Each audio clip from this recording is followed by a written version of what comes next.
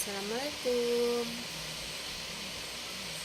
Semangat buat teman-teman yang saat ini lagi sakit.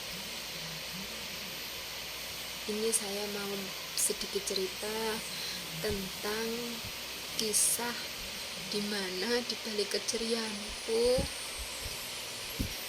ada penyakit yang ingin merenggut nyawaku.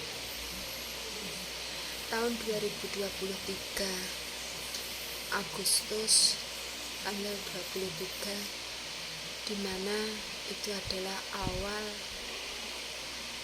semua keterpurukanku, karena di tanggal itu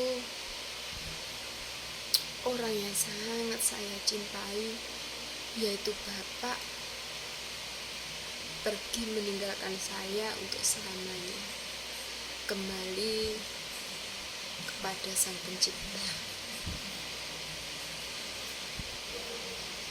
Singkat cerita, setelah 40 harian Bapak, yang awalnya saya itu sebelum-sebelumnya tidak pernah merasakan keluhan apapun, tiba-tiba saya itu mengalami serjam. Saya itu koma, tidak tersadarkan diri, dan dilarikan ke rumah sakit Trenggalek. Di situ saya langsung dimasukkan di ICU selama 3 hari karena saya tidak tersadarkan diri. Dan setelah sadar, saya itu diberitahu dokter bahwa saya itu mempunyai penyakit jantung membengkak dan katup sebelah kiri saya itu rusak. Awalnya saya itu tidak terima, kenapa harus saya yang terima ini? Saya masih muda, saya masih ingin bekerja, saya masih punya anak kecil. Terus kalau saya sakit, gimana nasib orang tua saya, ibu saya yang setelah ditinggalkan Bapak? Seperti itu, saya itu seperti orang, gimana ya, seperti orang stres. Saya itu down dan sangat down. Dan setelah di rumah sakit 7 hari, saya itu diperbolehkan pulang sama dokter Rina, sama dokter jantung, yaitu dokter Rina.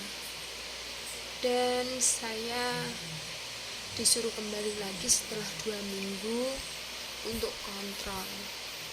Jadi selama saya belum sembuh total, saya itu harus kontrol 2 minggu sekali. Sampai di rumah pun saya itu tiap hari nangis terus, karena saya itu belum bisa menerima, belum bisa ikhlas. Setelah Bapak pergi, kenapa ada ujian kembali? Kenapa saya harus diuji? Terus gimana kelanjutan ibu saya? Siapa yang mencukupinya? Kalau saya sakit, saya tidak bisa kerja. Seperti itu. Tapi semakin saya berpikir seperti itu, penyakit saya itu enggak semakin sembuh, saya semakin drop. Lalu ke rumah sakit lagi, bahkan 1 bulan itu 4 kali ke rumah sakit.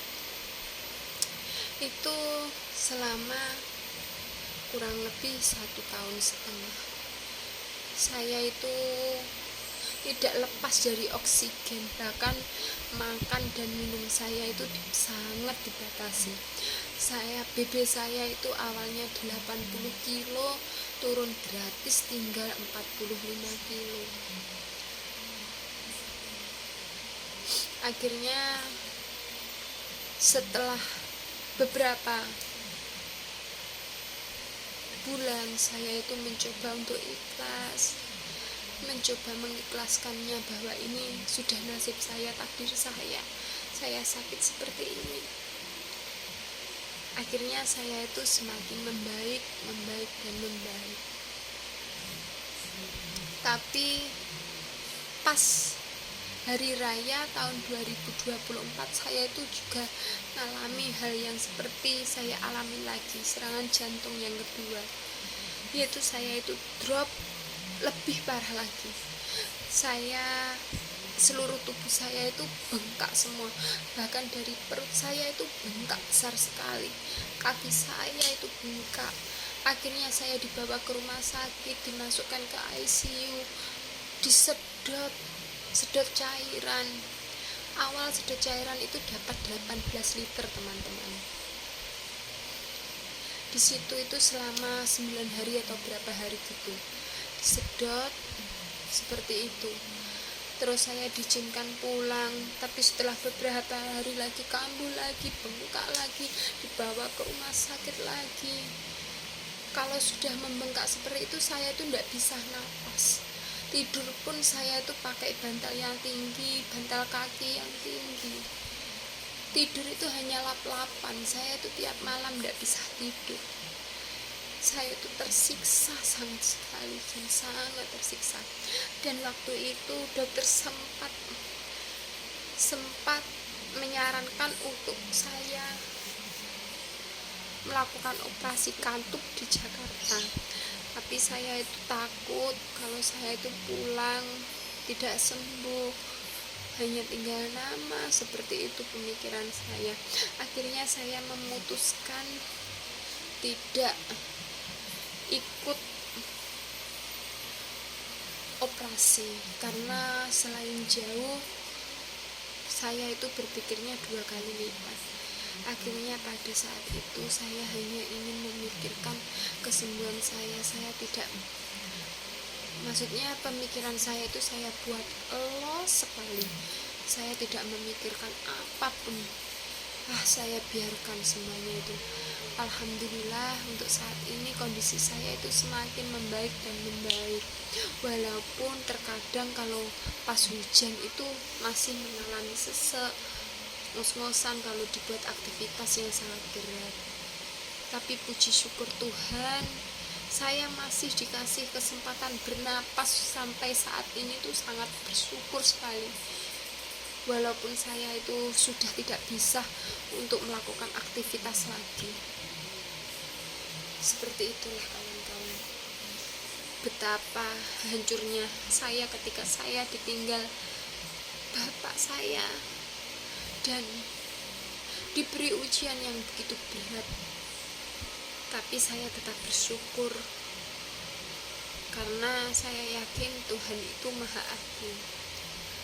Ya, saya saat ini tetap fokus pada satu, yaitu tetap ke dokter jantung saja, karena saya itu pernah melakukan segala bentuk terapi apapun, saya itu sudah mencoba, tapi hasilnya itu nihil.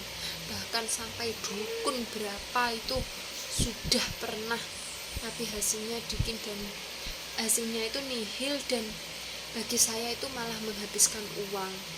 Jadi saya tetap fokus kesembuhan saya untuk berobat ke dokter jantung, itu saja. Alhamdulillah untuk saat ini kondisi saya sudah semakin membaik, dan masih, ya tentunya masih perlu perawatan sih, harus hati-hati seperti itu. Jadi buat teman-temanku yang mengalami sakit jantung, tidak usah pesimis, kita tetap semangat. Walaupun kita itu tidak tahu kapan ajal itu akan menjemput kita, yang penting kita tetap berusaha dan berjuang untuk anak-anak kita, karena sesungguhnya tidak ada orang yang menyayangi anak kita itu seperti kita menyayanginya, seperti itu. Jadi kita harus bertahan, tidak menyerah demi anak dan suami kita. Terima kasih, cukup sekian. Wassalamualaikum warahmatullahi wabarakatuh.